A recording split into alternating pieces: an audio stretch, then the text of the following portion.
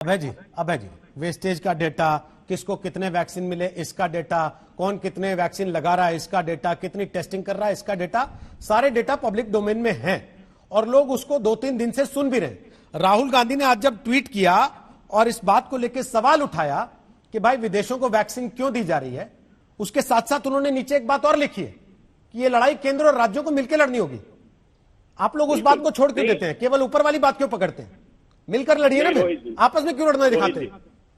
रोहित जी देखिए, हमारी सामूहिक दायित्व है, लेकिन प्रधानमंत्री जी बहुत अच्छा उद्बोधन लगा आपने जब दिया, अभी एक दिन पहले कल जब बात की, मैं भी बहुत प्रभावित था। मगर वक्तव्यों और व्यवहार में अंतर क्यों है प्रधानमंत्री जी? 20 मार्च 2020 को पहली बैठक ली आपने इस पेंडेमिक की और 17 मार्च तक आपने 11 बैठकें ली। इन 2-3 सप्ताह में 33 रैलियां 5 राज्यों के चुनाव में करेंगे। आप कह रहे थे सोशल डिस्टेंसिंग और मास्क, प्रधानमंत्री जी 1-1 हजार रुपए के कूपन बांटे रैलियों में लाने के लिए, आपके रिपोर्ट हुआ ये कुर्सियों में कोई सोशल डिस्टेंसिंग तो राहुल गांधी भी कर रहे थे, नहीं लगे थे कि ऑनलाइन भाषण चल रहे हैं उनके सारे, या केरल में कोरोना है नहीं इसलिए वहां रैलियां करने की छूट है।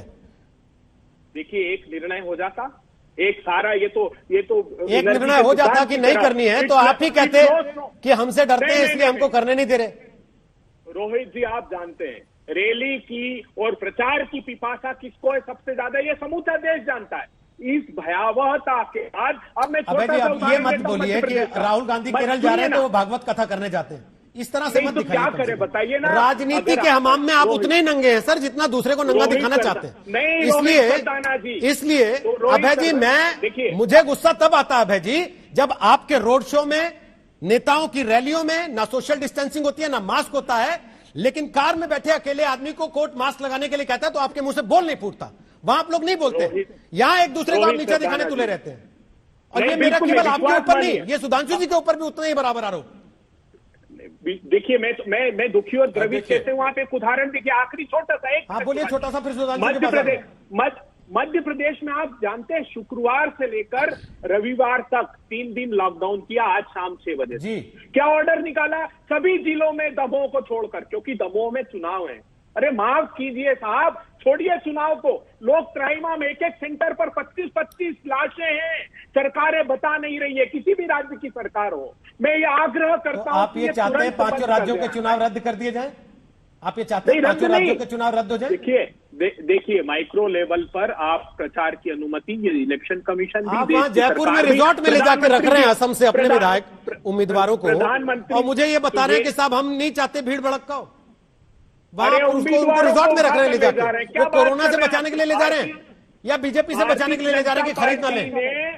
भारतीय जनता पार्टी ने असम के हमारा जो साझा उम्मीदवार था उसको एब्डक्ट किया और उसको भारतीय जनता पार्टी ज्वाइन करा दी। क्या बात करते हैं? ठीक है सर, कोई बात नहीं, सत्ता की लूट में लगे हुए हैं। मेरा सवाल कोरोना को लेके है, वैक्सीनेशन को लेके है, और वैक्सीनेशन की प्रक्रिया में अगर कहीं कोई बंदर बांट हो रही है उसको लेके है। राजनीति को थोड़ा सा इससे बाहर रखना चाहिए। सुधांशु त्रिवेदी जवाब दे रहे हैं, उसके बाद मैं कौशल कांत जी और डॉक्टर अंशुमन के पास आ रहा हूं। बोलिए दीदी सुधांशु।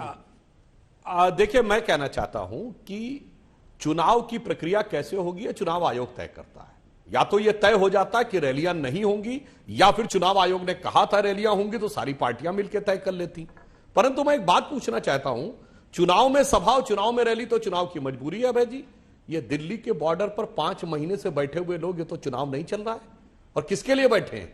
वो जो एक्ट इस समय स्थगित है, और सरकार ने भी कह रखा कि अगर कोर्ट का निर्णय फेवर में भी आ जाएगा तो भी 1.5 साल नहीं करेंगे। और ये जो पंजाब में बड़ी बड़ी खाप पंचायतें, राजस्थान में बड़ी बड़ी खाप पंचायतें हो रही थी, और आप लोग खुद दावा कर रहे थे कि आपने 2 करोड़ लोगों के, किसानों के साइन करवा दिए। कितने की कॉन्ट्रैक्ट ट्रेसिंग की आपने? कोविड काल में 2 करोड़ लोगों के सिग्नेचर करवा दिए।